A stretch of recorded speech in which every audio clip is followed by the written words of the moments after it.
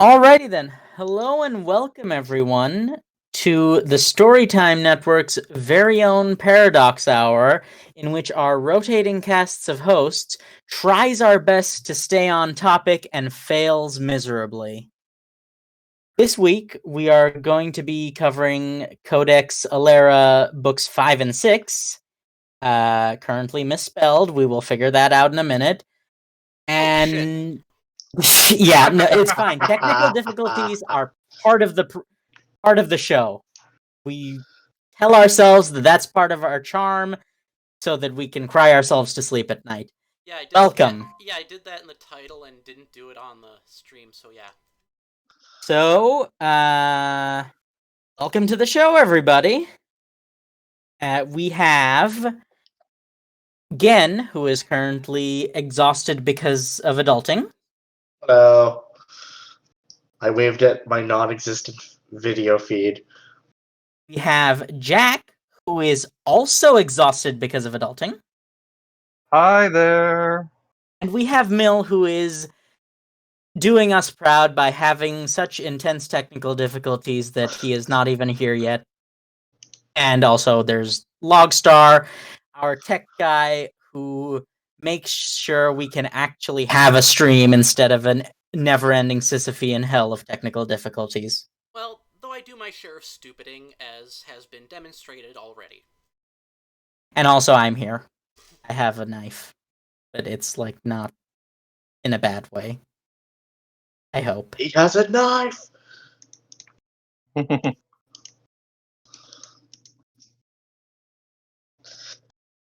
So,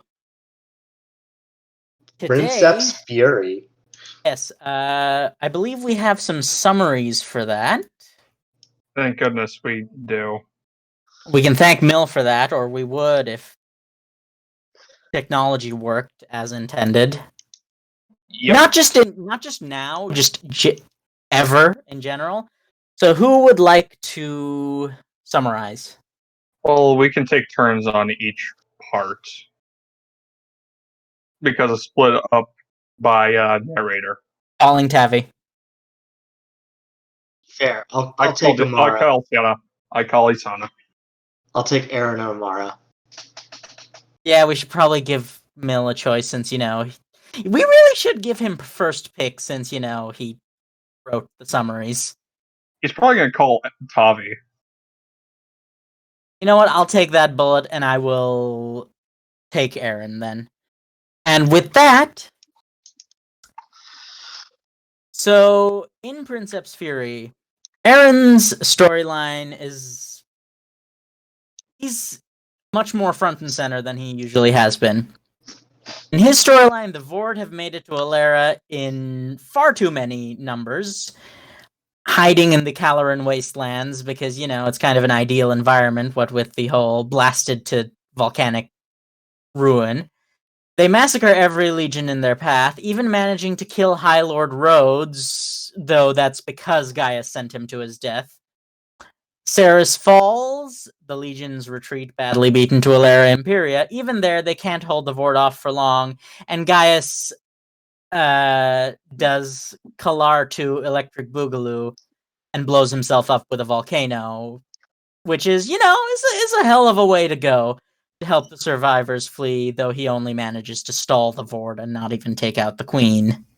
I mean, excellent light show, though. Yeah. Excellent, very good fireworks, yes. One might even say the fireworks were a bit dirty. Mm. Well, while all this is going on, we follow Isana's storyline where she, Araris, and Lady Placida have been sent to the Antilles province to get reinforcements. Antilles is one of the northern provinces. However, Antilles Raucus, Max and Cress's dad, refuses to leave the wall since the Icemen are still a threat. Isana attempts to broker a ceasefire with Daroga's help. We're gonna love those scenes with him. But Raucus sabotages the talks, and Isana challenges him to Juris Mocto, losing badly but managing to convince Raucus to help nonetheless. Isana, with Raucus, helps arrives just in time to demolish the Vord, chasing survivors from Alera Imperia's fall. And Ruckus helps Isana realize Septimus's assassins, Rhodes, Calare, and Invidia. And that Avis is not as bad as first assumed. And we have Amara's story, because, this book is already not bursting at the seams with plot. Amara and Bernard are asked by Gaius to figure out how the Vord are fury crafting, because, the Vord can use magic now, in case that wasn't terrifying. They infiltrate Vord territory and discover that Invidia Aquitaine survived Fidelius's resignation letter, thanks to the Vord, and have killed High Lord Rhodes. They eventually enter Ceres' tunnels, where they find Rook and Calaris Brentis Minoris. Brentis Jr. is working for the Vord, of course he is, collaring strong citizens to give the Vord their fury craft. Rook is killed and Amara captured, but they had planned for that, and with the help of Lord Graham, Amara and Bernard escape Ceres with many citizens in tow. Pretty sure Graham is a count, but whatever. He was made a lord after Yes. the first book. He was promoted. Bernard was made count, and to fill the space when Graham was made a lord. Right. Because he retired to the Emerith Vale. All right. Which went so well for him. I know, poor guy. I mean, Poor guy. If Zerg poor hadn't motherfucker. invaded, it would have been a nice retirement, at least. All right, Mill, you get Tavi's storyline. I don't have it in front of me because I am on my mobile, which may be why I sound You know what? shitty. Maybe I'll just Yeah, you do it because my laptop is currently being a dick. So we follow Tavi and the First Alaren, along with the Khanim and the Free Alaren Legion, as they travel to Kania, and also we realize it was kind of a thing in the last book, but turns out Tavi gets really, really seasick. Because reasons. They travel to Kania, to Varg's home province, but they're blown off course, which is borderline Deus Ex Machina, because as they land in Shuar, it turns out it's the only province left with all of the others overrun by the Vord. Shuar is under siege, and after a bad first meeting, Tavi proves himself to the leader, Lararl, and goes to assassinate one of the two Vord queens on the continent, with the last and original having fled to Alera. Tavi manages to kill the Vord queen because Varg is a badass, as usual. Don't forget. And escapes Kania with most of the remaining Khanim intact. On the journey back, Tavi is confronted by Alera, a fury incarnation of the entire continent made by the original Gaius Primus, however, Latin is unimportant. I think it's Primus, but I don't. The audiobook said Primus. So yeah. This is a dense-ass book. Took the words right out of my mouth. Where to even begin on this? There's a few little things that were kind of left by the wayside in the summary. We learn in this book during Aaron's storyline that Gaius's political second wife has been poisoning him for a decade. It took from him a decade. And it's a slow and painful poison that builds up around the nerves and slowly makes you a vegetable. So kind of like mercury poisoning, except slower and more painful. Yep. Mm-hmm. So, while I get it, I feel like the anger was misplaced. Oh yeah, I get it. But at the same time, there were other ways of, taking your anger out on the system. Mm-hmm. Than, screwing over the nation in a time of war. Granted, she couldn't have known that, but, still kind of a dick move. Also, this is the first example we get of Butcher rushing a bit. I think he set himself a goal of 6 books and then realized he had, at least 4 to 8 books worth of content left and basically just decided to rush. This is the first book where the fates of various characters becomes a bit unclear. Mm-hmm. In the sense that we meet another Kane named Anag, who is the Shuaran guide. And like he just vanishes off the fucking radar. Yeah, and it's also Yeah, it's like, very did Anag unclear. Die?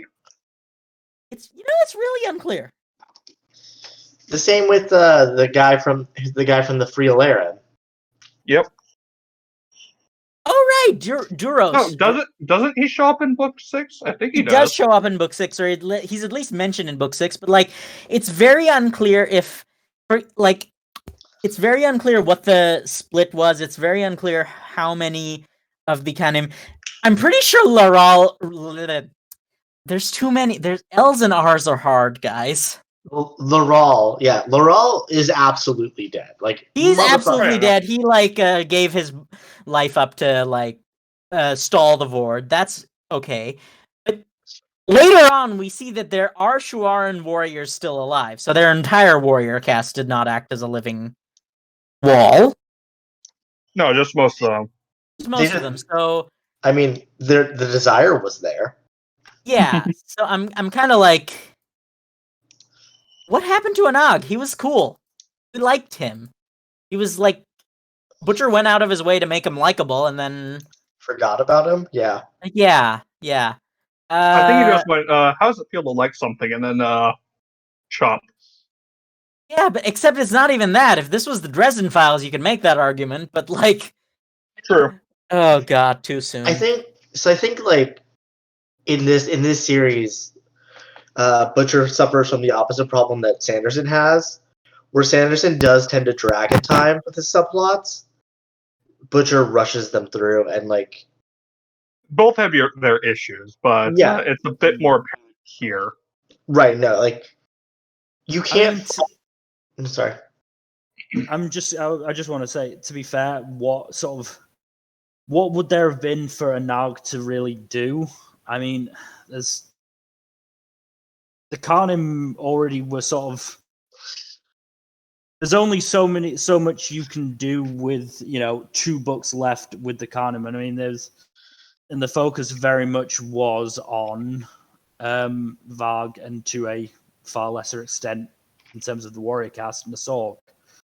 Anag as a sort of junior warrior, there's not a massive amount that can really be done unless you give him his own sort of mini storyline, and I mean, he could show up in the next if Butcher does a sequel series, right? Butcher did say that if there's a distant sequel series, the Canem, even if the main human cast is dead, most of the Canem will still be alive. Now, he mentioned 2 possible sequel series. One was next gen. It depends on if he wants to go the immediate, one generation or several generations after. He wants to do the board or something else. I kind of want a next gen sequel. That'd be awesome. Another a little thing we see here is that I believe I forget his name, but we get what's essentially the Valiar Marcus equivalent as well as the Fidelius equivalent, and I know they're the same person, but Fidelius is interesting enough that he has 2 counterparts among the Canem. It's pretty interesting. It's the old guy, right? The old Huntmaster. The Huntmaster, yes, he's the Huntmaster / Camp Master who is in charge of training and stuff. Radash. He's cool. He's like Grandpa. If Vord is the cool dog dad, then words are hard, guys. If Varg is the cool dog dad, then he's the cool dog grandpa. And he interacts. We also get a neat little exchange of Varg deciding to give Tavi a Canem name. Tavar. He decides to name him after a fucking Wolverine. It is it looks a bit different from a Wolverine, but it's the honey badger Wolverine. It's a mustelid. Yeah, that's what it is. It's a fancy Wolverine. It's a fancy Wolverine that's like evolved to be even more dangerous on a continent full of on a planet full of dangerous things. So what if a honey badger and a Wolverine did the fusion dance? Yeah. Put it this way: a warrior cast Carnim in a one-on-one fight was like they were like, okay, I would probably be able to kill it, but it would kill me as well. We would both die in the attempt. Basically, a Wolverine is worth minimum a mutual kill with a warrior cast Carnim.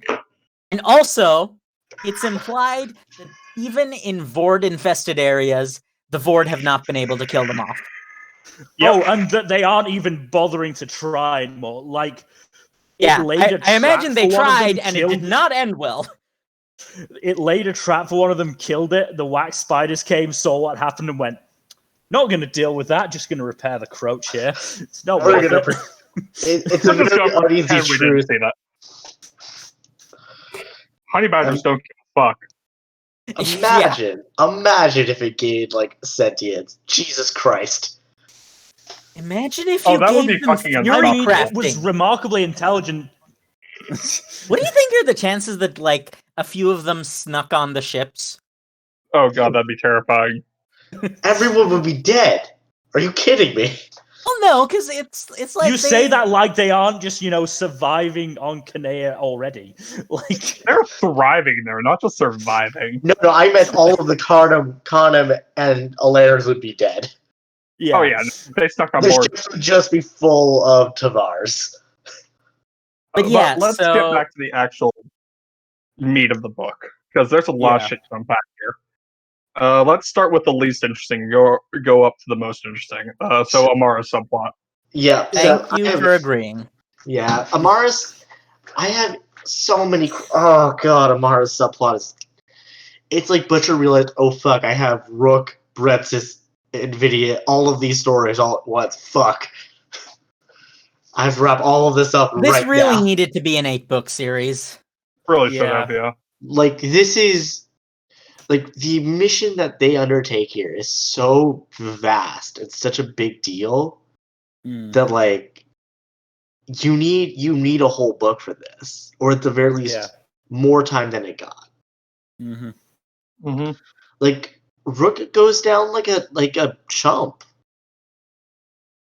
To be fair, it's the Prime Vord Queen. No, everyone in front of the Prime Vord Queen goes down like a chump. No, for sure. But like, it's all like it didn't feel. It felt like Rook was killed off for the sake of removing her from the story. Right, because she was too competent. Right, like she was, like she could have helped solve some problems. And they all like, and also to give Amara and Bernard a convenient orphan to raise. Yes. Yeah. Because the child. Yeah. Oh yeah, we never mentioned the fact that Amara's infertile. It becomes a non-issue, I feel. It's kind of, that's another one of those things that's just, it's there for artificial drama, more or less. Like, there's a million other ways that storyline could have been handled. Yeah.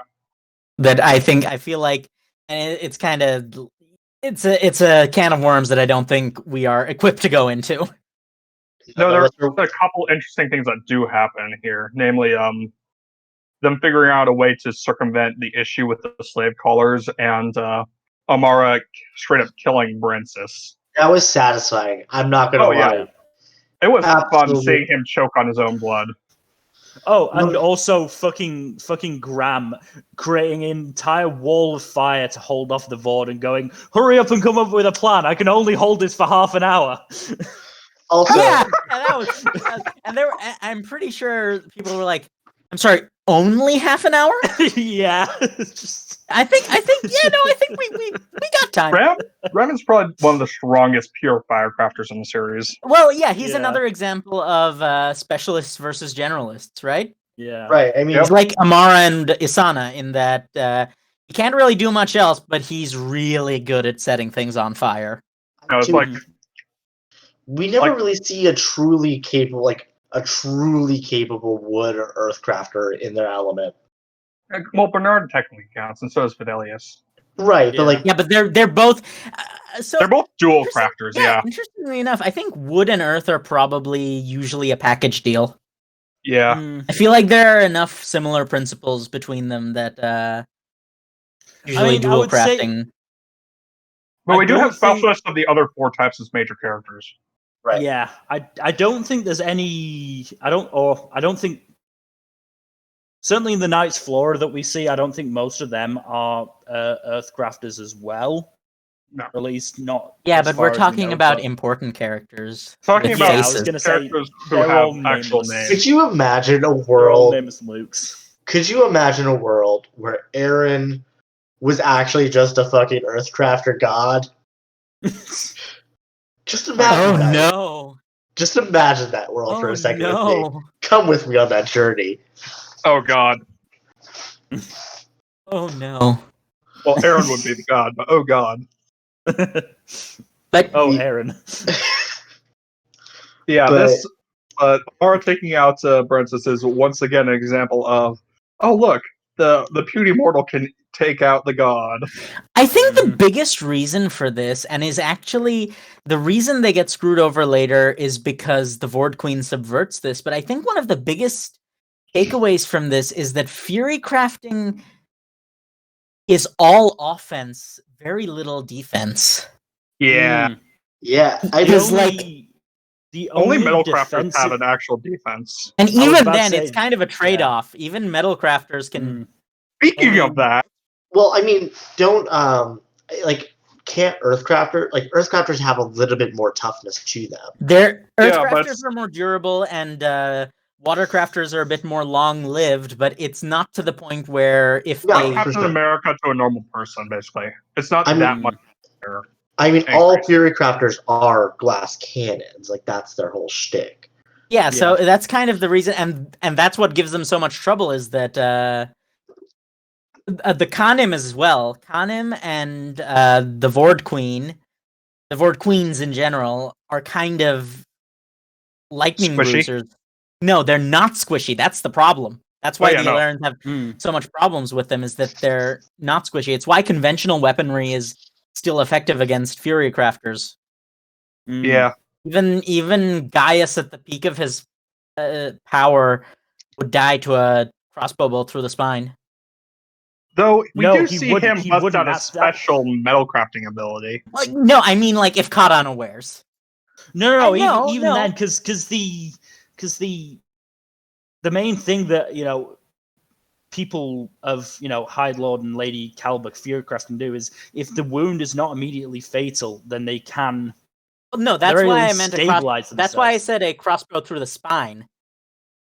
I think even through the spine, unless it was actually through the back of the neck. Yeah, that's what I meant. think- That's generally okay. Yeah, Okay. I should have clarified. Yeah, yeah. I mean, to be stab them in fair- the back of the neck and they die. There's a reason Yes. why Tavi's able to beat Kalaris Brensis Minoris to a bloody pulp. Yeah, it's because their bodies are not even because like Mm. Brensis was a powerful Earthcrafter and he's still like Got the shit kicked out of him. a Yeah. normie. Because Tavi was a Mm. normie at the time. Mm. And like, Yeah, we didn't mention really all that much that Tavi now has fury crafting at this point. I mean, Yeah. Yes, he does. It is. I mean, it- we did a bit in book we, four. we talked about it Yeah. how he has Yeah. internalized. He Yeah, has the right. bodily enhancement stuff down. Mm. like, God, it's so frustrating because like this whole book could have just been a whole spy thriller book with like Mm. Amara and Aaron like playing spy Yeah. the entire book. I mean, to be fair, Aaron didn't really play spy that much of this book. It's more, I would It's more say. You're next right. book. It's a really Next book. neat separation. Sorry for talking over you, Mel. What were you saying? No, it's no. That's all I was saying is that Aaron is very much more Gaius's aid, I guess. I mean, he's just sort of there for a He's an lot of books. observer He's in sort this of the book. viewpoint character. Yeah. Yeah, but you could have easily split this into a spy book and a diplomacy book because Isana and Tavi are basically doing, at least by some definitions, it can be called diplomacy. And Aaron, and even just observing is kind of a spy adjacent thing. And Amara, because like he does engage, like he is Tavi is- engaging in spycraft. Meanwhile, Tavi and Isana are engaging in aggressive diplomacy. Aggressive negotiations, rather. When was Prince of Fury written? Just reminding me. Good. Oh, it was written 12 years ago. 12 years ago. That was 2008. That makes sense. 2008, yeah. I wonder what Butcher's referring to with the Iceman War. I wonder. Yes. There is also we should move on because we've mostly just been talking about Amara's stuff. But yeah. So we did talk which would you briefly say about is the Aaron's. I would say Yeah, Isana's is not like it's Isana's story seems dense, but it really boils down to 3 events Big and or scenes, revelations. Yeah. Yeah. I mean, Though I Event will one, say, I mean- it is pretty clear from this section that while Tavi may have inherited his fury crafting and his charisma from his father, he inherited his guile and mad latitude from his mother. Yeah, his mom is kind of a crazy person in the best way possible. I mean, that's probable. I mean, wasn't the reason we get this next book, right? Like, isn't the reason like Septimus chose her is because like she like straight up like told a guy who was trying to rape her sister, be like, "Fuck off! I'll cut your dick off." Yeah. She did say that, yes.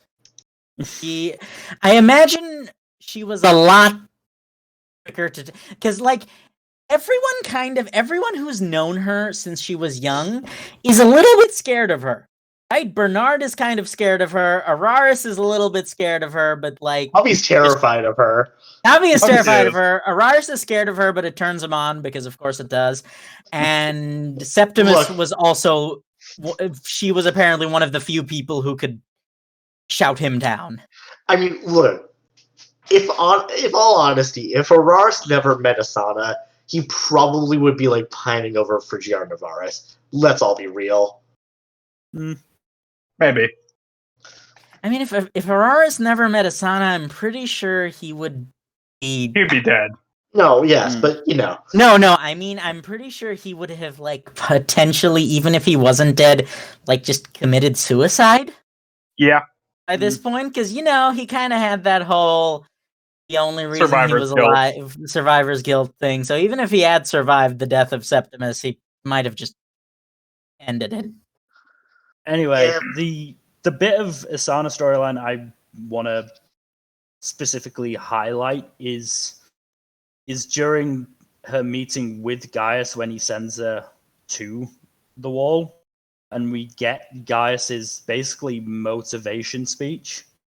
Oh yeah, Oh, that's yeah, a good ass scene. That's probably one of the best written chessmaster character archetype breakdowns I have ever read. It was There's a very reason. good. There's a reason we consider Gaia's good Dumbledore. Yeah, it's because Or- it's Or the very least, well-written Dumbledore. Yeah. But go into it, Mel.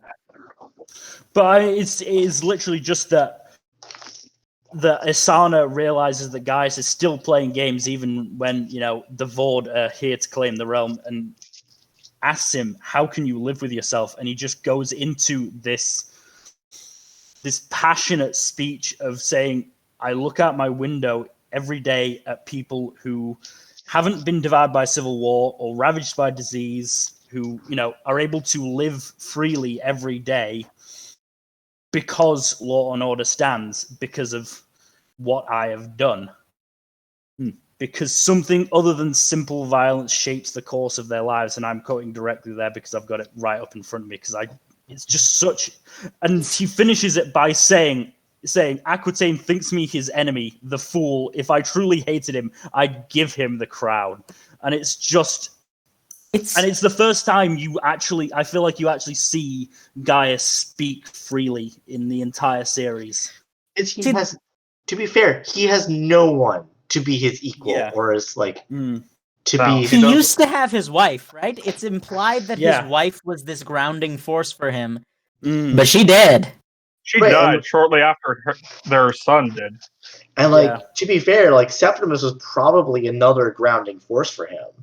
Yeah. Even Tavi was, right? Because at the end of the last book, Tavi. Well, yeah, that When- that was the first sort of, I would say that's the first person he's actually sort of talked to who understood what Gaius was going through for, 20 Right, odd because we years. actually didn't talk. That scene was very good. Yeah, It we didn't was. actually. We didn't talk about it last time because we rambled too much and ran out of time. But basically, what happened is Tavi or Gaius walked into Tavi's office, and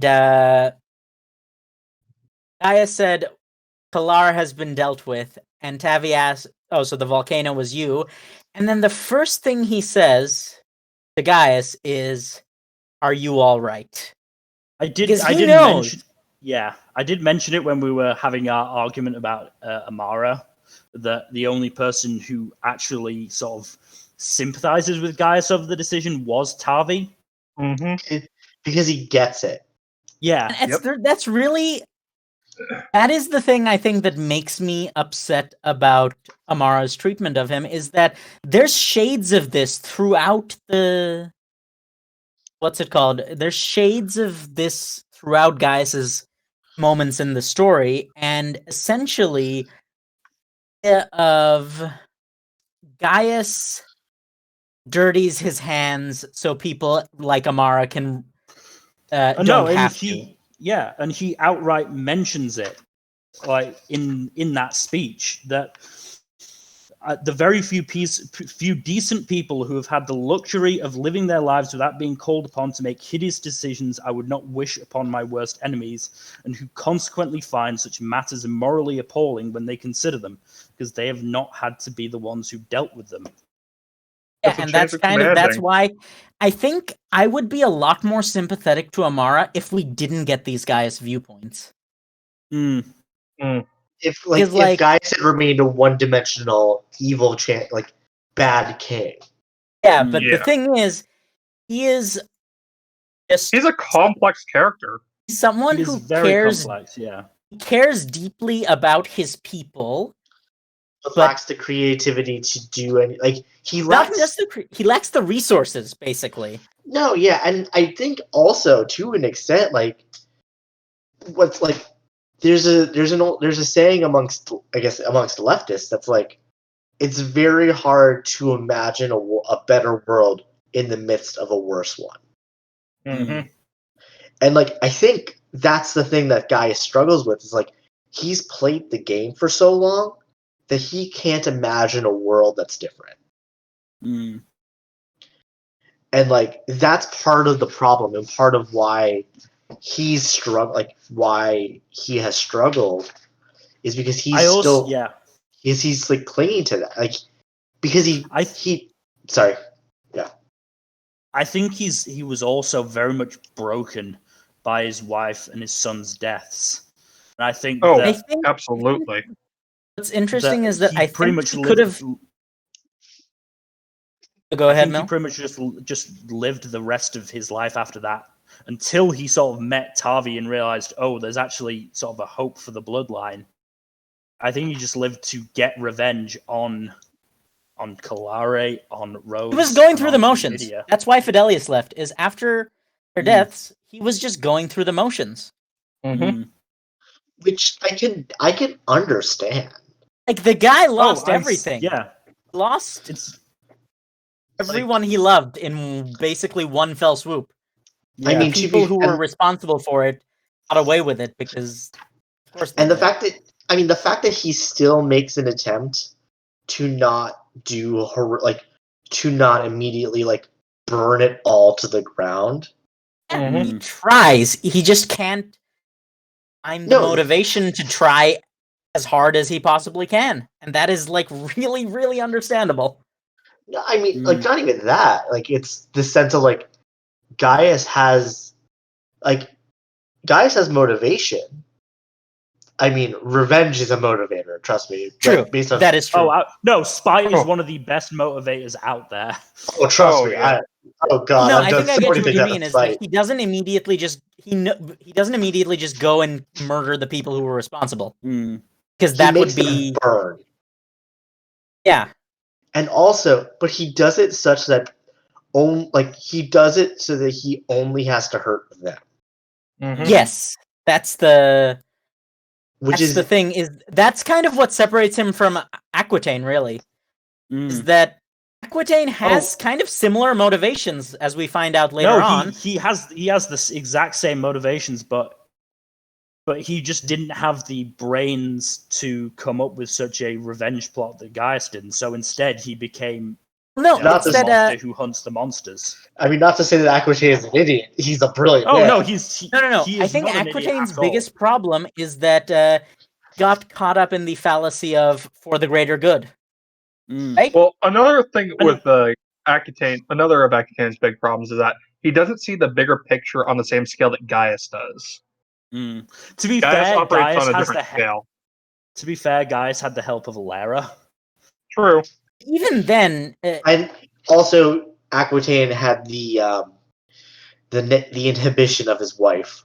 yeah. I'm willing to bet that didn't help at all. Oh, But, I mean, yeah, that's no. that's She was a that's full-on the thing Lady you Macbeth. realize.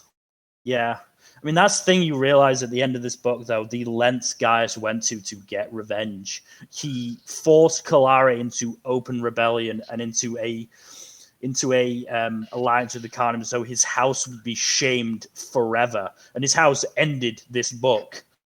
Rhodes, he got the man to walk into an ambush, like without That's a even point. realize. Yeah, To make without a point even to the other realizing High that it Lords. was to make a point, but without Rhodes even realizing that this was his revenge. He just straight up pulled a Uriah on Rhodes. Yeah. Which is probably, honestly, you know, Right. I don't know. There's a sense of, when he, the fact that the minute Rhodes dies, not a single person in the room goes, that's odd. Everybody goes, yeah, that tracks. Yeah. Everyone knows. Everyone knew from go that was what got. Because Gaius didn't need to sacrifice a High Lord. He did it out of spite. Oh, To make a absolutely. point. He To did make to a make point- a point, but he chose that specific High Lord out of spite. No, Oh, I mean, absolutely, yeah. Yeah, Gaius is the type of person who never has only one motivation for doing things. Always makes sure that every single action he takes has multiple positive outcomes. which makes And the that is so hard to like. yeah. And that is the reason why he is so disdained by the people who actually know him, because he is never that straightforward. The thing is, you start to see, I don't know. The fact is, and then you compare him to say, Tavi, right? Who is equally insane and, never has a straight motivation. But everyone's like, yeah, fuck it. Fuck it. Why not? Because he doesn't see, Tavi Tavi's not a dick about it. very rarely sacrifices anyone. Gaius Tavi is Gaius smart enough that he played doesn't chess have with to. the kingdom. Yeah, Yeah. but Tavi finds ways and is creative enough to find ways that he doesn't have to sacrifice anyone. I think that's the difference. Gaius is over here playing 60 chess while Tavi just turned the game to checkers, basically. Basically, yeah. I mean, I really that's the thing. wonder. Sorry, Fuzzy. No, go ahead. I was just gonna say, in a three-way contest, right? Between Gaius, Varg, and Tavi. I really would love to see a chessmaster confrontation between the three of them, because that would be hella interesting. Considering the fact that Tavi got to be fair, this was earlier on, but Tavi got outplayed by Varg's son, who, his own admission, is just Varg but worse. No, right, but the thing is, right, is Tavi versus Varg, versus Tavi in book 6 versus Varg versus Gaius in book 5. are three very different dangerous enemies. Yeah, the thing is with Tavi is that he is batshit insane, so his plans are very hard to predict. God, next book. Fuck. Oh yeah, we will get to it. Book. So, I want to mention a quote from this book that is still funny. go ahead. So it's basically like when they're almost at Kenia, basically one of the recruits has a freak out about whether or not Furies will actually work on another. No, it's Max who has the freak out when they first get to Kanea. And then Tommy responds by saying, "Max, forget everything you know." And Max is basically already done. Already done. Basically, so they land on this dock and are confronted by a band of Karnim who, take offense to Alerans being in their presence, who they see as demons. So Tavi kicks the shit out of them, basically, to make a point. They're not wrong, no. But Tavi kicks the shit out of them to make an impression and injures Anarg, who we have already mentioned by, I think, it was a slice across the leg. And Tavi basically tells Max, Tavi tells Max to heal Anarg, and Max is like, but I read all these theories. We're not sure if Furycraft will work over here.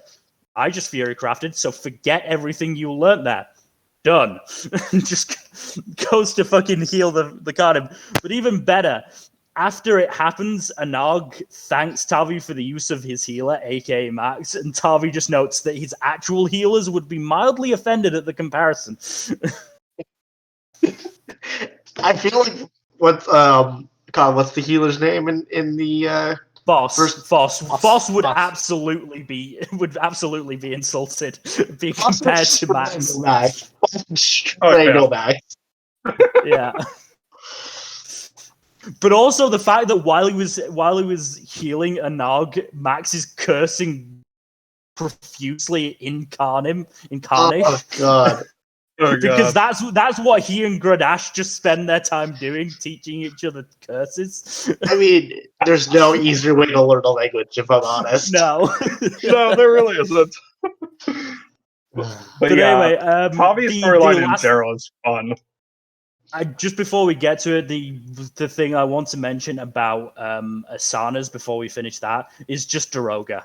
Everything about Daroga in that storyline is just absolutely fantastic.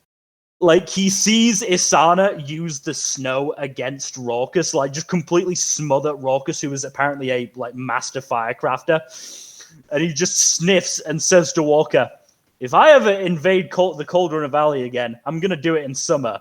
Isana just looks wearily over to him and goes, if you do, I'd see to it that you never get that sweet bread that you like. He just goes, Lairds never played fair. Also, the entire Juris Macto opening. That was fucking great. The whole Juris Macto was really good. Really good shit. Oh yeah, and it's just a sign of, as much as Isana hates the way Gaius plays the game, she can manipulate somebody with the best of them. I mean, that comes out even more in the next book. Yeah, I mean, the next book is her running a master class. Yeah. Oh, but God. yeah. To be fair, in the next book, her opponent is mentally 3. No, but the thing is though, everyone knows it. Oh yeah, that's the thing. They say right at the start, "You're manipulating us, aren't you?" Yes. Why wouldn't I? And it still works. But yeah, the fucking Master of Arms speech, I've got it up in front of me, is just hilarious because it's he goes. God. He goes, I read up on your combat law. It means I come over here and tell you all the rules, even though everyone here knows them better than I do.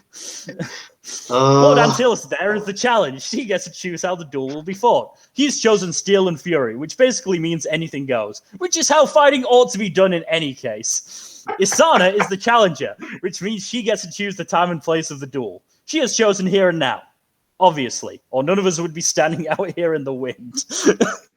I love basically Daroga is hilarious and we will quote everything he says.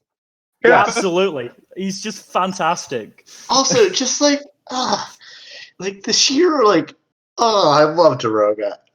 Like my Dude, one wish. I like all the characters in this storyline. To be honest, this is Uh, uh, I will note we are kind of running the clock down a bit, Yeah, and we we're- haven't even gotten to the icebergs. I was about to Okay. say about 10 to the half. So there's your time check. Yeah. Just one last thing. I just wish in this book we got Daroga just giving color commentary on every fight. Like honestly, yeah. a Daroga style color commentary. There needs to be a Daroga's Wow. director cut, looking back. Yeah. in there needs to be a hindsight. Daroga MST 3K. He just God. needs He to. would be great on that show. Him and But, Kitai. I'll be right Him back. and Katai, yeah. I will be. And Varg. We should add Varg to that as well. Varg is Oh, yeah. low-key one of the snarkier characters in the series. I want in to a series full of snark. I want to see Varg and Daroga interact. Yeah, Oh, they God. never did. That's another thing a complaint I have about this series is because of the rushed nature. There's so Character- many interesting character pairings that could have interacted, relevant story reasons, but didn't. Avi and, Anyway. and We'll be right Anyway. back. By the way, Max and his dad never interact. Anyway, Tavi's storyline. Just get through this as quickly as we can, given how fucking dense it is. So So, talk a bit about it, but the one thing I want to mention is the fact that when Laral takes them prisoner to imprison them, he sticks them up on the top of a tower, and it's in the party is Tavi, Max, Crassus, Kitai, and Varg. All and, of whom except the wolf could fly. no, Tavi and Kitai couldn't fly yet, but just Max just looks at their prison and goes, "You've got to be kidding me." He has to be like wanting us to escape or something. He has to be an idiot. He has to be. it's great. And Varg basically explains it as, well, he is an idiot, which means that he thinks that you can only do what our ritualists can do. Our ritualists can't fly, so neither can you. Ugh. And they're like, "That's not how this works. That's not how any of this works." It's never how any of this works. And keep in mind, this is after Tavi literally just says, "I can run your war better." Oh yeah. Yeah. What And else then is he there? does. So they send Crassus to the First Alera to basically tell the camp, relay the message of what has happened. And while they're waiting, Max is getting really antsy. So Tavi tells him to basically start drawing Laral's defenses. And Max's reply to that is, "You aren't going to last long as First Lord if you go around handing your Singularities compulsory homework, my lord." And Tavi just goes, "I know, but if I'm forced to spend my time listening to all their complaining, I'll knife myself and save the assassins the bother." Oh yeah. We should mention that God. this is a callback because Max says in book 3 that the right of every soldier is to complain. Oh yeah, no, it's a running theme of Max complains all the time, and it's because he says, "I'm a soldier. It's our sacred right." And just Oh God, that whole segment then- is just. Also, we get Crassus's compulsory beatdown and near-death experience. He gets attacked by a bunch of flying horrors. well, to be fair, and, it's a pretty awesome moment because he gets through enemy territory alive, at least, heals his wounds, and still manages to relay the message with it, and then fly back to them as well. It's a pretty awesome moment, even if he does get the shit kicked out of him. It is his shit. Yeah, Oh, this is him being an MVP. Oh God, I'm sorry. I'm just looking at the TV tropes funny page for Princeps, and I've just remembered another bit where they're arguing about whether Tavi should be the one to make first contact with the Shuar and Cardim, and Magnus declares that it would be the duty of every Aleren and Kanea to die as quickly and efficiently as possible if that's what it took to get Tavi safely home. To which Kitai points out that given his non-existent skills at sea, the death of every Aleren and Kanea could not possibly get him safely home.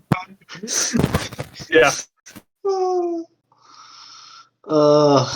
And then, oh god, I've got to find that line in particular, because it's...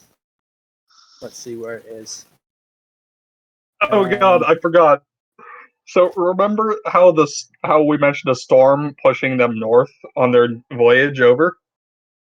So Tavi is the first one to wake up after the storm just fucks everyone's shit up, and he decides to make food for everyone on the ship, which leads to the captain of the ship observing, "You really have no idea how the hell to be a prince, do you?" And Magnus all the while is giving him a death glare and just goes, "Extra mash, please, your highness." In the audiobook, it's just a very extra mash, please, your highness. Yeah, he's like Magnus is this elderly cursor who has obviously been around since Gaius Sextus was first made First Lord, and he's just going insane having to look after Tavi. We've talked about the Sextus and Tavi parallels before. Is Magnus Sextus's Aaron? No, because Fidelius was Sextus's Aaron. We established that Ceres was his Max and Fidelius was his Aaron, so where does that leave Magnus? Magnus? I mean, to be fair, Magnus is his, who was the guy in the second book? Magnus is Tavi's Fidelius. That's what it is. Wait, no, that doesn't make any sense. Fuck. No, so who is the... Killian! Killian, right, Killian. Yeah, Maestro he's Killian. Magnus is Tavi's Killian. That's it, yeah. Thud. Also, I'm sorry to cut you off. I just want to. So, in reply to Kitai snarking that the death of every Laren couldn't possibly get Tavi home, Magnus says to her, "I was speaking in hypothetical terms, Ambassador." And Kitai, this is one of my favorite quotes for just life in general, says, "Explain again to me the difference between hypothesis and make believe." I use that in the context of maths and all the numbers, which is just hypotheticals, and I hate it so very much. So I got a lot of use out of that quote, when I was going through high school. This series is very quotable. Yeah. Like, it has an incredibly high one-liner quotient. And Legionnaires do not fear dinner. Dinner fears legionnaires. I wanted to get onto to- the fucking Tolga. Oh, yeah. the fucking Tolga are hilarious because they're these giant, Basically fucking megatheriums. No, they're not. They're No, bold. I'm talking about the Rhino ancestor, which was also mega something. yeah. Megatheriums But are the offs, but they're bull-sized mules that are just constantly pissed off and try to kill anything in their sight. And they're mules if Max, mules could back up the attitude. Yeah, Max calls his Tolga steaks and new boots. And then at one point, Tavi, Kitai, and Jurius are trying to have a conversation away from the Cardim. So Max starts a fucking loud rant about his Tolga and wraps it up with, "And not even she would do that with you, no matter how much gold or how many burlap sacks were involved." I understand the gold, but I'm scared to wonder about the burlap sacks. About 3 to the head. Okay. Let's wrap this by talking about how they deal with the Board Queen that they are trying to kill. Because that is one of Tavi's best ploys. Let me find it. Well, So I think basically- the real... have we talked about the icebergs yet? No, we We'll haven't. talk made about it that after we talk about. We'll talk about it after we talk about Tavi. Yeah. Using That- himself that- as bait, like a fucking madman. Honestly, compared to some of the other stuff Taffy does in the series, using himself as bait is like not even out of the question. Yeah, no, But you're not wrong. here's the To be fair, this Here's is the- after. This is the first time he's used himself as bait after he is the only heir to the throne. Hmm. But it's also an amazing moment for Varg because he just storms into the nest, looks at the Vord Queen, and goes, "Come, creature, come through me if you can," and just beats the shit out of it. Without any superpowers, mind you. This is just him being furry. Power of furries trumps the power of. What is the furry equivalent of insectoid? But we also haven't mentioned the hunters, which are basically the Carnum equivalent to cursors, and are fucking badass, and use like fucking chains and railroad spikes. Oh yeah, and weapons. 2 of them straight up sacrifice themselves so that everyone can take down the Board Queen. Mm-hmm. And of course, we also haven't mentioned the fact that it's confirmation that Avi and Katai were the catalyst to waking up the not only waking up the Vord Queens, but giving. So imagine Avi's insanity combined with Katai's insanity, because they're both insane in their own unique ways. And then combine that into the Zerg Queens, and that's what the Vord Queens are. Plus, they look like green Katais. It's the exact plot of the Queen of Blades, right? Like that's why the Queen of Blades is such a terrifying foe in StarCraft, is because she brings a level of like, motherfuckers, you're idiots. Let me do it. Let's do it right, and that's what the Vord Queens have in the Katai and Tavi teams. Mm-hmm. Anyway, And, so the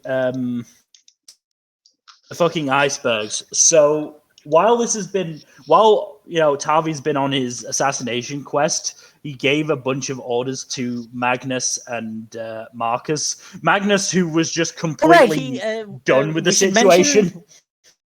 Should mention really quick that the way they got around the Vord Queen's mind reading ability. Tavi gave sealed envelopes with orders to a bunch of his subordinates, and one of the orders was, no one else is supposed to know what you're doing. Yeah. He divided them into cells, and also they were very Which is, thick documents, apparently. Galaxy brain shit. Yeah, so he was very thorough with he basically mapped out every single feasible scenario. Yeah. Remember, this is before he has a millennia-old super advisor. Mm-hmm. Yep. Anyway, so his orders to Crassus were to basically. So when they were coming into Carnea, they'd seen these gigantic icebergs that Grenache had noted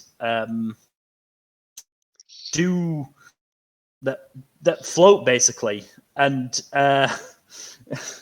but also have a tendency to roll. So what he got Crassus to do so that they had enough ships for all the Karim refugees, because he made sure to take all of the refugees back to Alera. He did not leave a single person behind. Lived. Yeah. Also saved Varg's entire extended family, by the way, and his grandkids.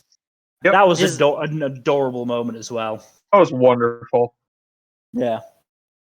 Anyway, so he gets Crassus to basically make these icebergs into gigantic ships that are moved by the witchmen, the watercrafters, and it's just like, and Tommy's when they're just staring agape at them, Max is just like, Tommy's like, don't worry, they float, and Max is just like, float crows, ice melts.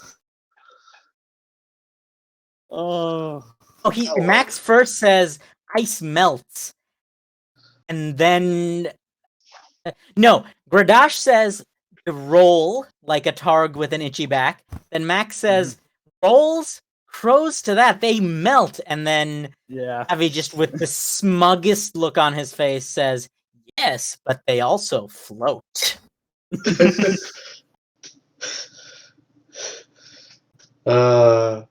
And the reason he does that is because he almost ran aground in one when they arrived. Yeah. The mad lad. We love him. Mm-hmm. Book 6. Yep. Yeah. Do we want to take a quick break, or are we all good to go? I'm good if need you to guys go. are. I need to go to the bathroom, but you guys can start without me. Okay. Just let me know what I missed when I hop back in. Yeah, I'll do the summary because I didn't do any of the ones. Just let me get it up. This is in a different format because I was sort of experimenting. So it's not in different sections. First Lord's Fury. Alera is on its last legs. Gaius' sacrifice only bought time, and even with the help of the Northern Legions, Princeps Gaius Aquitanus Attis and his armies have little hope as they prepare for the Vord horde in Riva. When the Vord attack, they also bring feral furies with them, and the Alerans are forced to retreat to the heavily fortified Calderon Valley, though Attis is mortally wounded by Invidia during Riva's fall. Despite all of Bernard and Amara's preparations and the help of the Marat, Alera is still on its last legs. Meanwhile, Isana and Araris were kidnapped before the Battle of Riva and taken to the OG Vord Queen in retaliation for Tavi's actions. There, Isana manages to manipulate both the Vord Queen and, more importantly, Invidia, the latter of whom proposes an alliance with the remaining High Lords and Ladies. Tavi and his allies have landed in Alera near Antilles. He deals a psychological blow to the Vord while also seeing off a threat to his alliance with the Karnim. And with the Fury Alera's help, he manages to transport the troops to Phrygia, the other side of the continent, within, I think it was something like 3 days. But he also discovers Valiar Marcus's true identity, only sparing him due to Katai. The troops then force march down to Riva, where they liberate the city via Tavi's now prodigious fury crafting ability. They are attacked, however, by the Vord Queen herself, who kills almost all of their healers and badly injures Max and Crassus. At Garrison, the final battle has begun, and High Lords Antilles, Placida, and Phrygia, and High Lady Placida attempt an assassination of the Vord Queen, but are betrayed by Invidia and tricked by the Queen. It is then that Tavi attacks. Amara kills Invidia. Bernard and Aaron defeat the gigantic Vord bulks that threaten the wall, though only due to High Lord Ceres sacrificing himself. But the battle is only won when Tavi kills the Vord Queen in the midst of Gyarados and Thana, two great furies awakening. That is very bare bones because this is a fucking huge book. This book is just a series of crowning moments of awesome. The entire. It's 691 pages long in the We also paperback. have a bunch of burly, sweaty men riding furries in this book. We will get to that. So,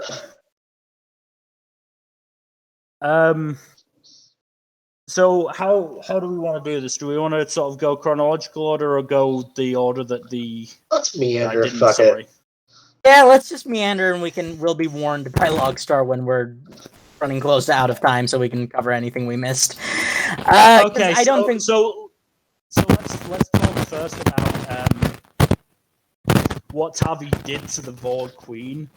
So when they arrived in Antilles, the Vord Queen fucking sent out a huge water sending. So basically put her image in every pool of water big enough and gave a speech telling them all to give up, basically. Tavi, first... I believe we're getting a lot of static from your end. Oh, sorry. I'm messing with it. Is that any better? Yes, that's much better. Okay.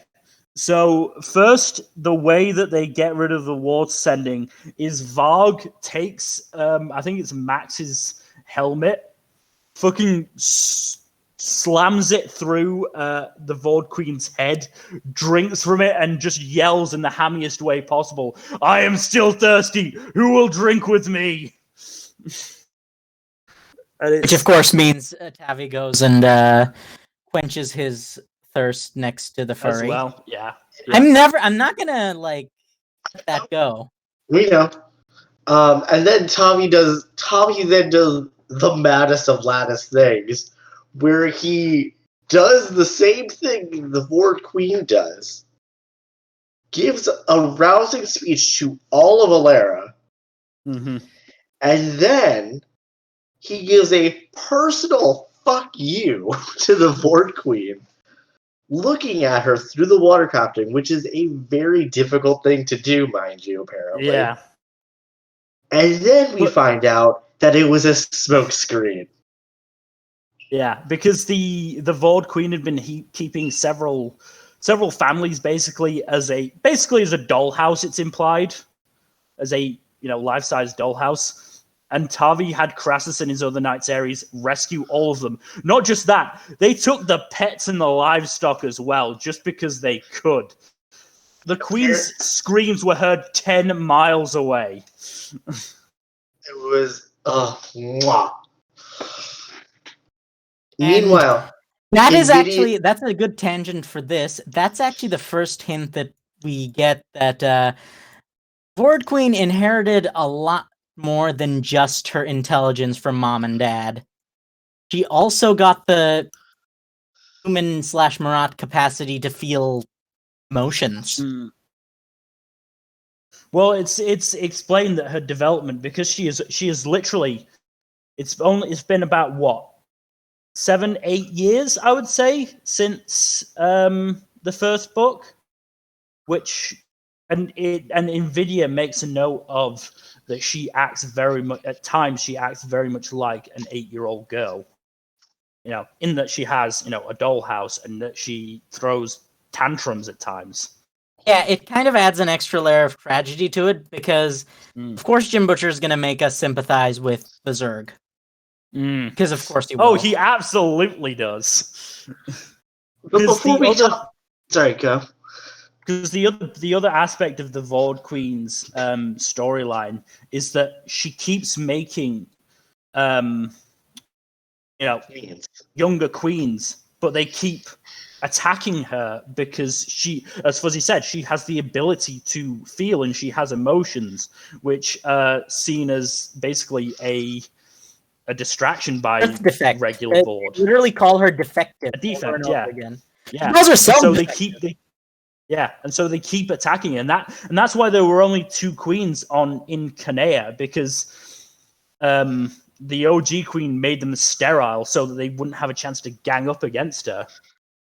Again, that is also kind of from her parents, is that self-preservation instinct. Is they have a self-preservation instinct, but only insofar as the continuation of the species. A Vord Queen without emotions would have just allowed them to kill her because she was defective.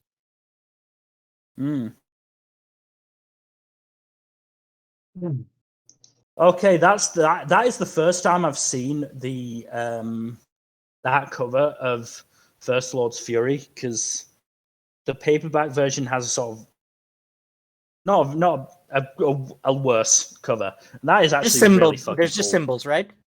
Yeah, it's just symbols, but that is really fucking cool. That is a cool cover.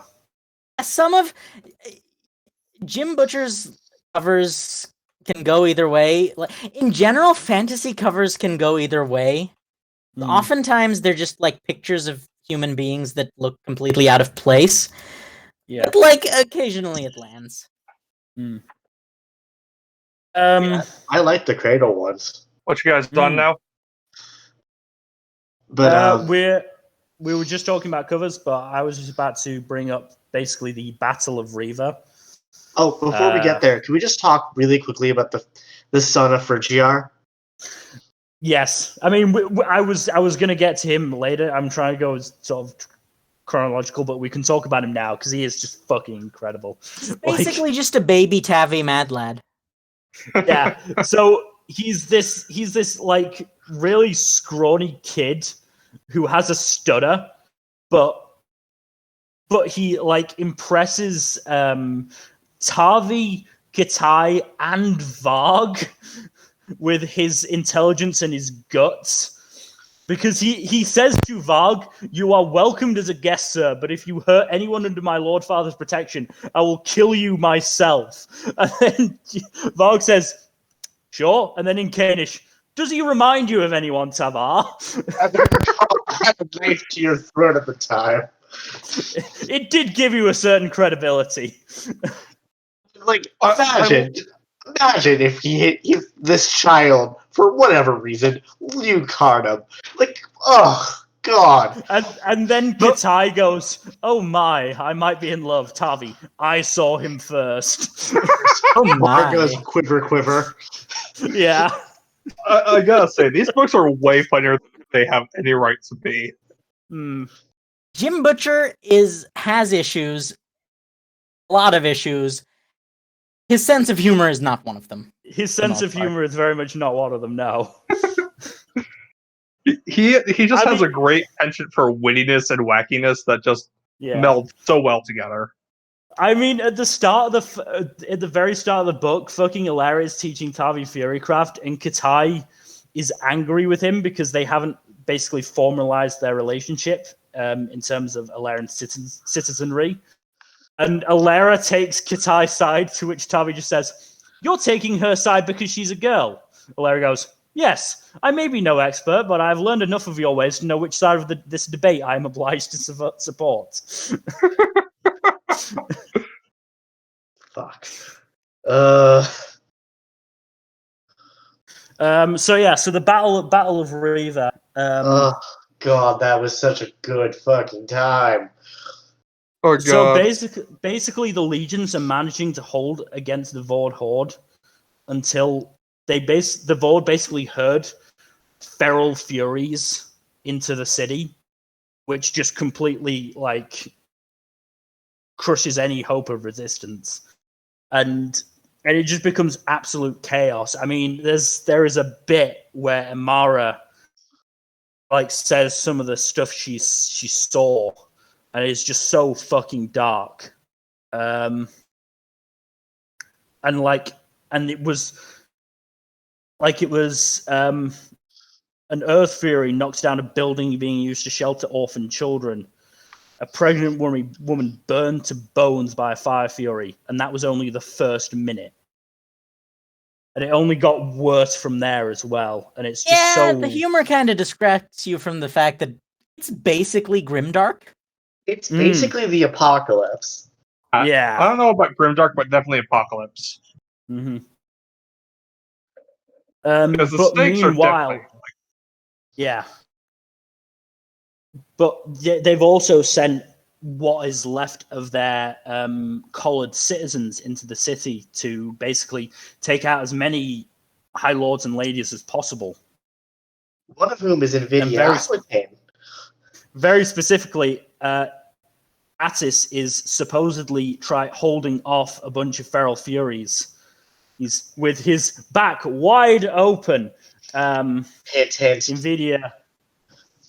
Nvidia tries to attack after breaking Bernard's jaw, by the way, sending his teeth rattling away like Skittles. Not just breaking his jaw, cleanly, but pulverizing it. Pulverizing reducing it to a bunch of crushed bone bits. Yeah. So and then he tries just to attack able Attis. to talk for a while. Oh yeah. He's able for to the rest talk, of but the book, not more or less. Yeah, his jaw is powder for a good chunk of the book. Yeah, he's able to talk, but it's just really fucking painful. But of course, Attis is too smart to have just left himself wide open, and he thinks he immolates Nvidia, and then stops to gloat because he is still an arrogant idiot. And fucking Nvidia sends a fire sword right through his taint. That's accurate. Yeah, that's accurate. Honestly, yeah. But while he's on to a nicer guy, honestly. But also while he's on the fucking floor, basically dying, he chucks divorce papers at Nvidia. Which is just my heart. Yeah. Aquitaine. Aquitaine may be a bastard, but he is a smooth bastard. Yeah. Also, doesn't he also Doesn't Emilia also like lose all of her hair from the fire attack? It's referred to after this point in the book. Oh yeah, as that's the why I say bird woman. she yeah. Like she is Nvidia unable does to get recover. immolated, it just doesn't stop her. Yeah. Like, she even never- with all her skill in Warcraft, she can't do jack shit. Like she is straight up gonna die from Yeah. 4th degree burns. Yeah. Like the book goes out of its like up until this point, the books go out of their way to describe Nvidia as like this impossible beauty. They never do so again. That was very much intentional on Aquitaine's part, is that even if he couldn't like kill her outright, He took away her one thing. Which is, So- you know. and then during the defense of, should we go to Aaron's Well, I mean, death? we should mention like this is Quote, all unquote? Aaron's plan. No, Yep. yeah. So Aaron, quote unquote, dies on the wall during the During the attack. and he only reveals he's alive after Aquitaine is dead. Because he's like, yeah, because Aquitaine did put it together. Right? Aaron Yeah. No one will assassinated reveal him. the know for certain, of course, but I think the little man assassinated me. Yep. Right in front of everyone. Yep. And I agreed to it. Because Aquitaine made a point and made this very clear that he would not stand aside for Tavi. Right? Even if they won, once Tavi came back, he would not just give up leadership and stand aside for Tavi. No, it would turn into a Marcus Aurelius versus Octavian situation. Yeah, Civil War. And so Aaron ensured that wouldn't happen by getting rid of Addis in a way that was both plausible deniability and in a way that ensured he was still useful till the end. The only people who knew about it are Arya Placida and Bernard. And Amara. Bernard and Amara. Yeah. And Bernard just like has his head in his hand as he's like realizes like, oh god, this is some fucked up horse shit. And then Bernard is not ready for that spy shit. No. I feel like I'm gonna just use this opportunity to take a shot at Amara because I think that's my whole thing now, is that it's a bit hypocritical that she's totally fine with Aaron doing this and not when Fidelius does it. Just saying. Well, the thing is, Fidelius straight up defected. Aaron's just like doing what he was assigned to do by his previous lord. Technically speaking, but like he did kill the leader of the war effort in the middle of a war. No, he didn't. That's basically it. Nvidia killed him. Yes. Of course she did. But He also only basically- does it after Tavi like reveals like, motherfuckers, I'm alive. Yeah, so Suck my basically- giant dick. But did we talk about the ice ships? Please tell me we talked about the ice ships. Yeah, we we did. have. Fuck! Missed that. I mean, you have what is there anything you might want to add? No, just that it was awesome. And it was brilliant. I mean, like this book is just a chain sequence of crowning moments of awesome. It really is. It's just like this feels like an excellent conclusion. It's not like grand finale on an Avengers Endgame scale, but it is pretty high up there. Low-key, I'm terrified for the equivalent to Stormlight, but you know. God, that's gonna be None of us are ready for this Stormlight No. equivalent of No. it.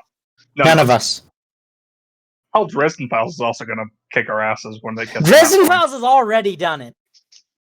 Yeah, It's no, not but it's stopping gonna get anytime. even worse. It's gonna get worse. But, like to be fair, like you have it, like Asana just straight up doing what she does best. Being awesome. I mean, like, manipulating in broad daylight. And then you have Araris, who is buried in, like, essentially the Vord food source up to his face. Like, he goes full Will Turner's dad in Pirates of the Caribbean. Oh, full bootstrap, yeah.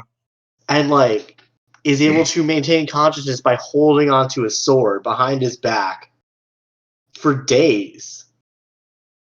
Days and days. Oh, we should mention that after Araris breaks out, he pulls off that metalcraft. Did we talk about what... We did not, actually. We did not address it. I tried to bring it up, but we wound up skipping over it. So at the end of book 5, right as he is fighting the Vord in his last stand, Gaius goes full Colossus, his skin metal. Yeah, which is apparently something metal crafters can do, which... Only master metal crafters, though. It really goes to show that... considering that it's implied that the only reason Araris is able to do it is because he's, like, specialist. Yeah. Focuses entirely on metal crafting. Right. And Gaius just casually pulls that out of nowhere. And apparently it's also horrifically painful. Well, the entire surface of your skin turning to metal is probably going to be quite painful. Yeah. Anyways, but once Araris gets out of the Croach, he just goes full Colossus himself. And yeah, no, that's also... When Tavi gets to Riva. Oh, God. That is so fucking fantastic. You know, y'all want to know when I first saw this thing that Tavi did? Because this is a trope, right? It's like this concept in anything with elemental rock, paper, scissors is a trope. I first saw it in an episode of the goddamn Pokemon anime. Yeah, no, I remember that. Okay, so basically what happens is, so Riva has obviously been taken by the Vord, but because it was basically the stronghold for the Alerans, it has also been fortified to fucking hell and back. And yet Tavi, on his own, rides up to the city with only Katai is next to him. She doesn't do anything. She's just there for emotional support. Yeah, holding the flag, basically. Tavi uses wood crafting and water crafting to destroy the gate, which is specifically Fury crafted so that it couldn't be it's explicitly stated essentially that this has never been done before. No one's ever been able to no single person has ever been able to take down a set of main gates. Okay, so just one thing. And reminder, this is Rivan gates. Riva is the city of architects. So their gates are specifically sturdy and defensible.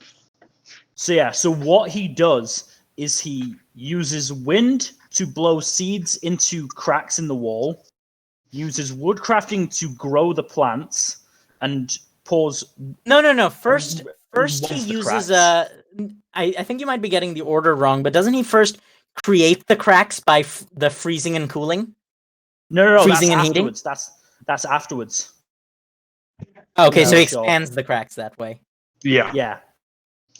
So, and then he takes a giant reserve of water below the city, pours it into the cracks, and keeps freezing and unfreezing it again until it's all basically ready to fall. And then he sends a fucking fireball at it, thinking that it would just take down the gate.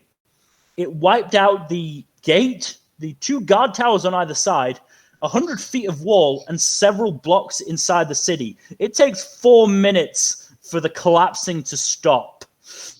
And Tavi's first thought is, I didn't mean to do that. I'm going to have to pay, Lord Riva. Really channeling his inner Harry Dresden in that moment. Yeah. The building was on fire and it wasn't my fault. But it was his fault. I know, I was just putting Dresden. I was just quoting Dresden. I know. And after that, he gets fucking Varg to lead the forces to basically crush any Vord forces that survived the collapsing. We don't even see it. Yeah. Which just to show just how much of a curb stomp it is. Mm. And then Oh. we get the High Lords trying to save Asana. Oh, that. Wait. Hold on. Did you guys mention Fidelius's little subplot in this book? We haven't. No, we haven't actually We've gotten to been that yet. jumping around. Let's do Can we that just- first before we tackle Okay. that. Because in this book, Tavi finds out that Valio Marcus is a goddamn traitor. Hell was a traitor. Strong word.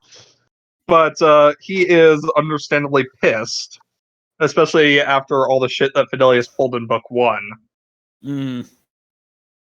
So basically, what happens is that. So we didn't actually talk about what happened with the ships. So Tavi basically froze the entire or one side of the wall into basically a giant pane of ice, and then put skis on the ships and just had them Sailed them. slide down the wall. Yep. At one point, Also conjured a blizzard in spring. mhm. Which Oh, we it learned fucked will up the cause an ice environment. age.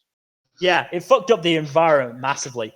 But at one point down the wall, Tavi has the Slives stop, and they fight some Vord warriors. And in the middle of it, while Marcus is in the middle of fighting, Magnus yells, "Behind you, Fidelius!" and Marcus turns. Which, to be fair, shows Magnus had put it together already, right? Yeah, Oh, He no, just he needed absolutely proof. had. Yeah. He absolutely had put it together. But he's basically Magnus is showing why is also one of the old guard spy masters. He Yeah. sneaks up on Fidelius and has the chance to do a kill. Does a chance to have a kill move. Mm-hmm. Which is very apparently impressive. And it's apparently a game among curses. There's also the fact that, like, earlier in that same battle, Fidelius had the chance to let Magnus die. Well, it wasn't earlier in that battle. It was at Antilles, but he had a chance to let Magnus die, knowing that Magnus was onto him, and he decided not to. Yeah. Which really And it should winds have up been biting him Magnus's. in the ass here. It really should have been Magnus's first hint that maybe there was more to it than what it seemed. Mm. Yes. Yeah, basically. Anyway, Tavi, Did you guys having see what I laid posted this, in chat? yeah. I hate it all. Yeah, Tavi just straight up fucking crucifies Fidelius. Yeah. And is And it's only convinced to let him down by Katai. Literally, by the way, like, we're not talking like he Oh, just yeah, gives him a very firm verbal bashing. He literally has him, like, tied to a cross. Attached Tied to a cross, yeah. Yeah. Which brings up some very interesting theological questions about what was up with Jesus. Romans crucified, so it would have been It was a form of execution back in the day. Yeah, but It is a very common. Lost before or after Jesus did his thing? Before. Okay, never mind then. Because they mentioned Julius Caesar. Mm-hmm. Yeah. Oh, that's fucking right. Varg is reading a book by Julius Caesar on the journey to Canea, or journey on the way back from Canea. Beats a ritualist with it and goes, maybe these books are better than I thought.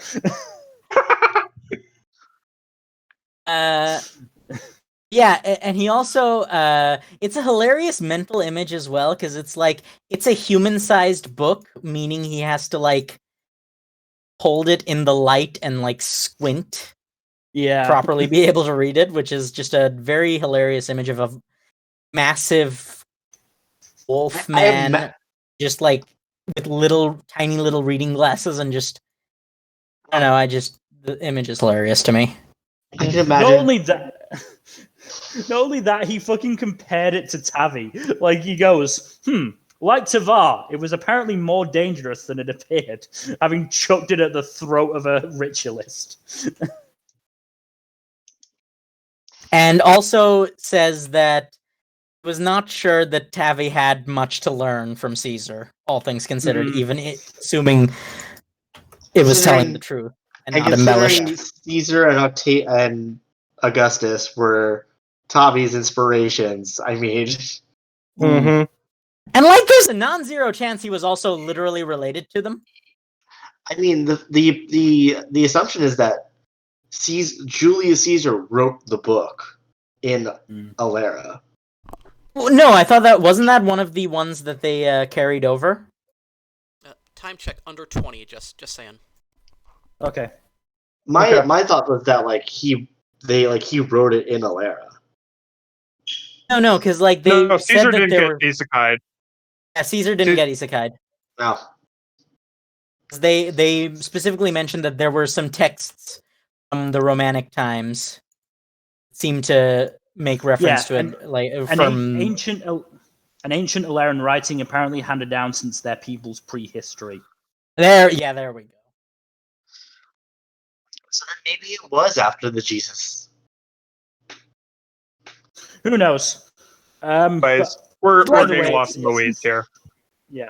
Basically, So what I'm trying to say is that I kind of want to see Jesus Gets Isekai series now. Damn it! Isn't that just Saint Young Men? Yes. No, that's To an more extent. slice of life. Anyways, It's back still on hilarious.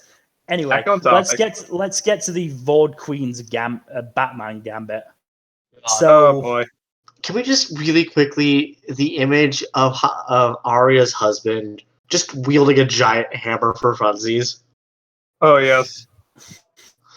I mean, let's just before we mention that, at a fucking what was it strategy meeting, there was another fucking idiot politician trying to cause trouble. Senator, what's his face? Valerius, yeah. And someone finally does what everyone else was hoping for, and just Asada, who is, as his name suggests, he is a very placid character. Mm-hmm. He's very chill about everything. Just casually walks up to him, picks him up, and judo throws him into outside the tent into the mud. And gives a death glare to his bodyguards. Yeah. And doesn't even dignify it with a response. He just points. Mm-hmm. So and just the interactions between all the high lords and ladies are just hilarious because they bicker like children. Like when they're preparing for the battle, Raucus just goes, "Well, there it is, Phrygius. Brilliant last words. We'll put them on your memoriam right next to 'He died stating the obvious.'" Sandos, it begins. See? Sandos knows how to go out with style. Raucus, you want to go out with style? I'll strangle you with your best silk tunic. And they're just bickering like children, and Arya has to... Arya is the only adult in the room, and it's great. Yeah. Arya's the only adult in the room, but Arya is also one of the biggest trolls. Mm-hmm. Like the other ones, they bicker like children. Arya just does it more subtly. Anyway, Vord Queen's Gambit, because I really want to get to this. Yes. So, NVIDIA led them into the basically into a hole in the ground where the Vord Queen was supposed to be. They attacked the Vord Queen and did manage to kill it. Then NVIDIA betrayed them, only to find that the Vord Queen had created a junior queen to take the assassination attempt, then in a matter of seconds killed High Lord Phrygius, maimed Raucus, debilitated Arya, and closed the hole to the outside so that Lord Placido was effectively cut off and could only just basically had to survive an onslaught of Vord. 4 of Alera's strongest and most capable fighters, and the Vord Queen cut through them like cordwood. Mm-hmm. Amara That's how is the dangerous only it is. combatant. Mm-hmm. And she fucking skewers Nvidia. That's the point. She was under a veil the entire time, and it's only when the Vord Queen goes out to meet Tavi, who was attacked by this point, that Amara just fucking with a stone spear, so that Nvidia can't metalcraft it, just stabs her through the back of the neck. I do sometimes wish someone else had gotten the. I do wish that Isana had gotten the kill shot on Nvidia like she promised. Mm. Yeah. They had that conversation of. Yeah, everyone basically went into it knowing Nvidia would betray everyone. And then she did. Because she's And that was the thing. Your sudden but inevitable You betrayal. know how we say Yeah. we talk about like complex characters? Nvidia is really not that. She's not complex, but she is entertaining nonetheless. Yeah, it's just like Nvidia has a lot of resemblance to Arnos for obvious reasons, considering the fact that they're basically the same character archetype. Nvidia is just more competent. Yeah. So that's that. So While Tavi, this is happening, the Vord are attacking Garrison, but Bernard, because obviously Bernard and Amara knew about the Vord, even if nobody listened to them. So they've been preparing the Cauldron Valley for this. And one of the things that they did was, with the help of Tavi, because that's another thing that that's one of the interactions that I felt we didn't get enough of. Tavi and Bernard. Yeah, right? Because apparently they've been writing to each other this entire time, and we only just sort of we never really told see about it it happen. Yeah. We get told about it. But one of the things he told Bernard about was catapults and a vague idea of making Explosive ammunition. little explosive ammunition, little spheres full of fire furies. Bernard took it seriously, and it's noted that the only thing stopping the catapults from wiping out the entire Vord army by themselves is that they don't have enough ammo. Yeah. And the big thing is not only is the only bottleneck ammo, even more impressive is that Rate of fire is not fast enough. Yep. Well, no, no, it's that what's they don't impressive have is it doesn't any take major fury crafting. powerful people doing it. Yeah, it doesn't Just take getting any, like housewives and major children fury and crafting. like old people to just do what little they can, and it turns out. I forget who notes it, but one of the Arya. someone mentions that this Arya. is how. No, it's yeah. Amara. It's Amara. Amara. It's Amara, not Arya. It's Arya. Are you just trying to give everything of Amara's to Arya, Fuzzy?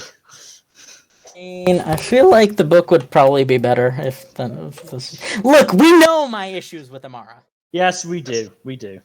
I do not think my issues are entirely unfounded. I'm just doing the thing I do where I... No, but we argued enough about it last week. Yes. I don't Okay. And we are running short on time. So but the basically the trump card that the Vord brought was these gigantic Vord, 2 of them. Yep. And basically what they do is they try and get up on cliffs that are either side of Garrison to basically fall on the walls, crush them so that the Vord can come in. Bernard takes out one of them by shooting an arrow with one of these arrow. Into the mouth of one of them.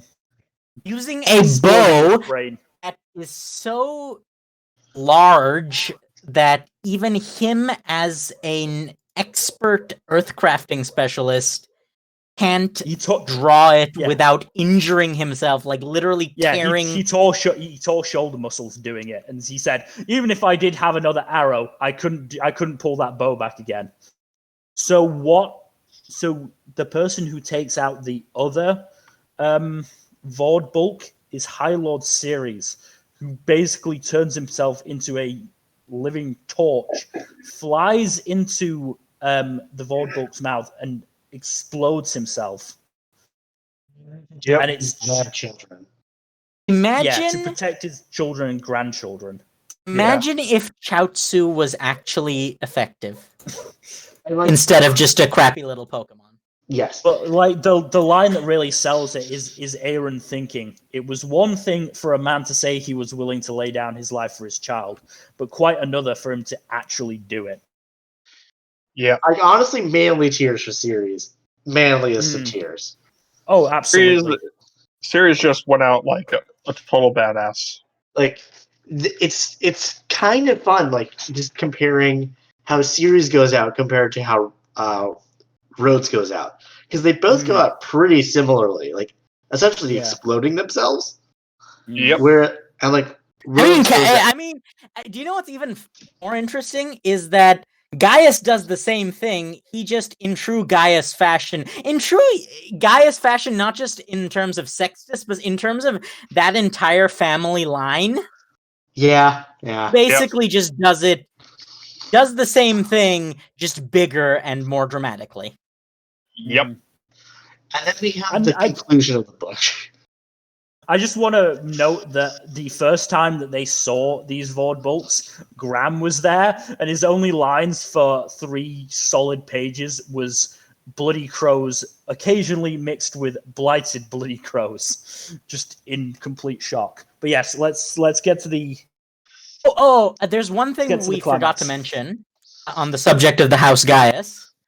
One of my Katai favorite... and Tavi relationship. Well, there's 'Cause that- Alera and Tavi's relationship in general, but the one line that really struck me from Alera is, there it is. I sometimes wonder if you cut open a scion of House Gaius that you would find well-chilled pragmatism flowing through their veins instead of blood. Because she says that climate change is not just going to be physical from conjuring that blizzard in the middle of spring. Climate change isn't just going to be physical. The Furies are going to be wild and dangerous for generations from that point. And Tavi is like, good. Because he's like, yes, an external threat to cement this alliance that I'm planning on creating is exactly what we need. We need external threats for as long as possible so we don't turn on each other, because that's what we always end up doing. Anyway, the climax. So it's basically Tavi and Katai fighting the Vord Queen in the air for most of it. And eventually Tavi leads the Vord Queen to... So Katai mountain. gets knocked out of the knocked out. Sorry, knocked out. Katai gets knocked out briefly, and so Tavi moves the fight, and Katai goes up to Fidelius and is like, quick, what is the single most stupid, dangerous, and insane place he could have gone? And then at the same time, everyone in the vicinity just at the same time agrees, oh no. Gyarados.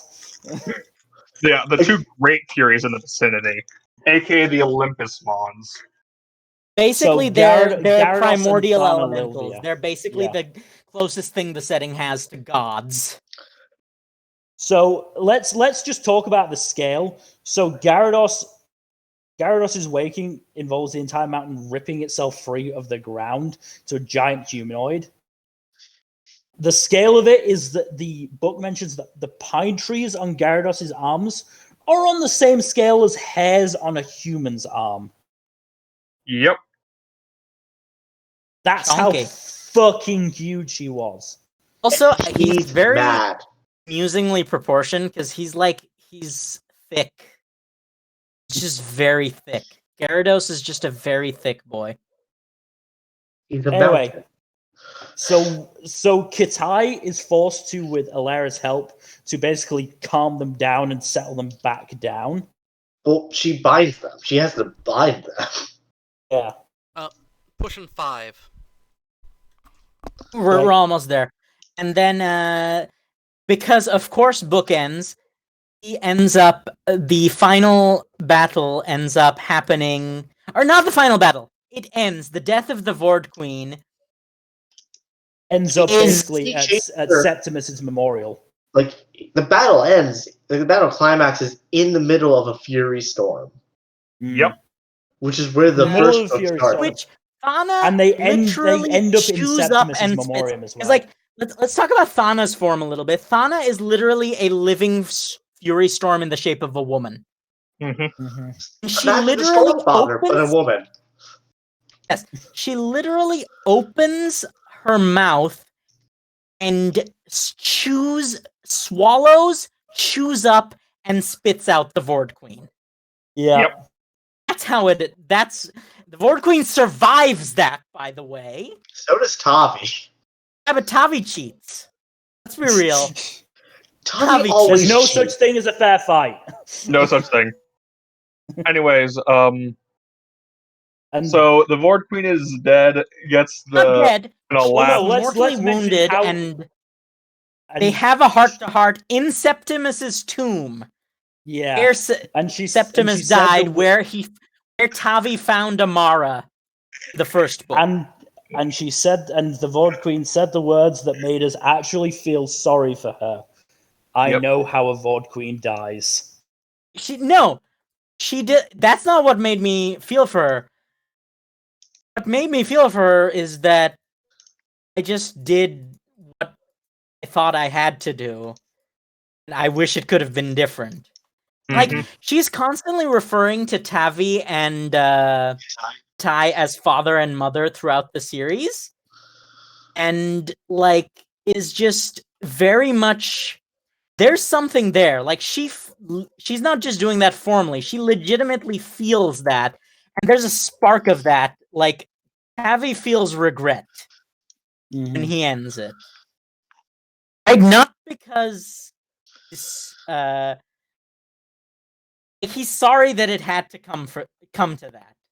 I Yeah. legitimately think that if Tavi and Kitai were a bit older, had gotten to her earlier, it could have potentially ended it without bloodshed, because it was very obvious that Lord Queen, there was a point where she was willing. Like, she makes a good faith offer. Mm. Like, her offer to break the spirit is kind of in good faith. She does make the is that they're not allowed to like reproduce, but even then she reaches the point where she doesn't want to like keep fighting. Yeah, and because she doesn't want, she feels all of the Vord and feels them as they die.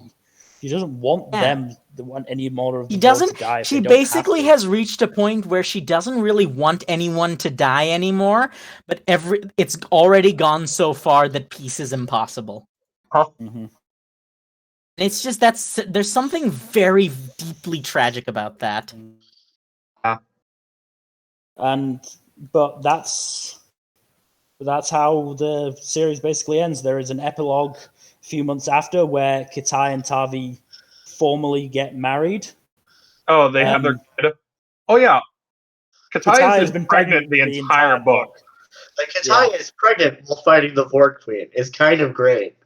Yeah. But Also, the could have gone if it was a slightly darker story. Would not have ended nearly as well as it did. Let's be real here. Realistically speaking, she took multiple hits that probably would have killed the baby. but Any other series.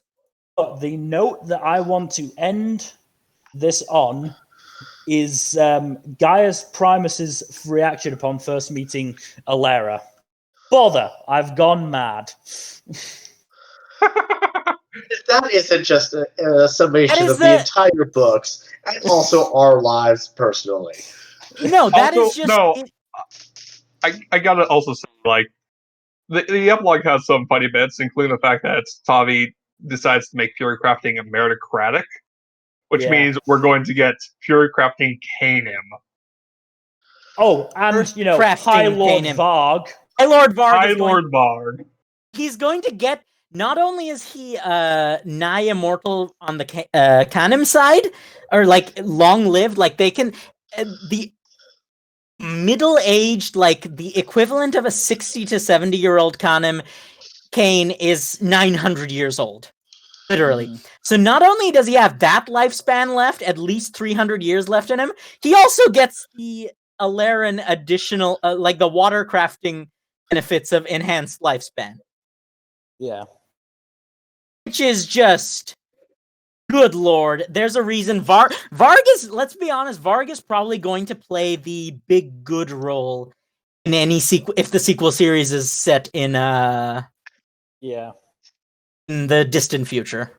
He was honestly, Tommy probably tells Varg, make sure my kids don't fuck up. You know what? You're right. I'm pretty sure Varg. I mean, let's be real. Varg considered Tavi a part of the family by the end. Oh, absolutely. I'm pretty sure Varg is just going to take he care of like considered- successive yeah. generations of great grandchildren. I Yeah, do want to mention one other thing that I found kind of hilarious in the blog that's just a minor thing. And that's just Max trying to flirt with Veratus and getting turned down.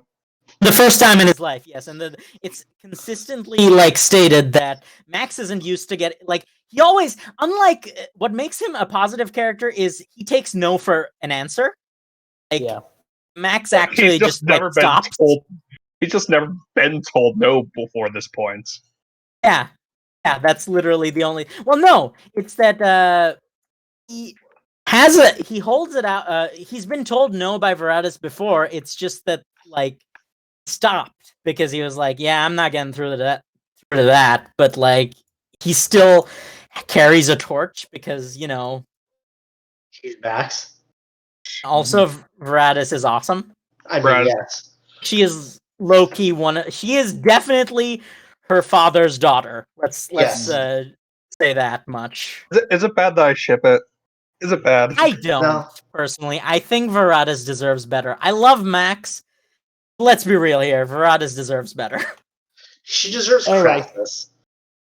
Yeah, but Crassus is kind of. Oh yeah, we didn't talk about what happened with Crassus in this Oh book. yeah, Crassus found out about his mom. Who We was didn't talk about what happened to his mom either. oh no. There's a lot of these books, guys. There's a lot. Honestly, Basically, we're out of time. All I can really say is please give them a chance because they are. Please read Yes, the I books. think I mean, They are if my there's favorite any series. takeaway, if you have not read these books yet, please go do that. These are like really good books. Yeah. Yeah.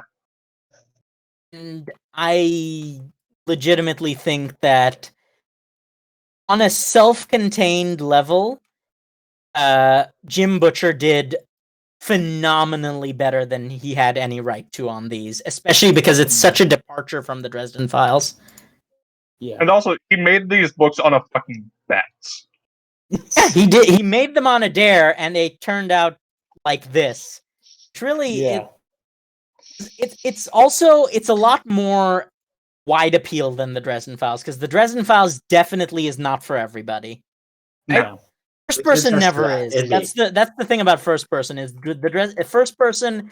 If you cannot get behind the point of view, the fact that there's only one point of view can really turn people off. Yeah. So I would recommend, if you have never read Jim Butcher before, I would start with Codex Alera. Honestly, Yes. Yeah. Oh yeah. I would definitely. start with Codex Alera, and if you think would be willing to read an urban fantasy set in first person from Tavi's perspective for the whole book, for the whole series, you'd like the Dresden Files, I think. I'll say Harry Dresden is basically like Tavi, except a bit older, more jaded, and a little bit more perverted. And also more pop cultured. Yeah, but that's because Alera doesn't have pop culture. Not wrong. I'm sure that if Tavi was in modern day, he would be making references left, right, and center. Probably. Probably. Yes, I think we're out of time for the day. So if you haven't read these books, the takeaway is please read them. Please do. For the love Yeah. of God, read these books. They're so good. These are excellent books, better than they have any right to be, and then read them so that more people can yell at Jim Butcher to do sequels. Yes. They're flawed books, but they are excellent books nonetheless. Yeah, thank you, everybody. This has been the Paradox Hour, which just coincidentally has been consistently a lot 2 more than hours. 1 hour long. At least 2 hours, maybe 3. But thanks for watching. Next To our week, hosts, thank you for coming. To Logstar, thank you for putting up with our ramblings, even though you haven't read the books. And have a good night, everybody. Yeah. Next week. Yeah, see ya. Bye. Bye.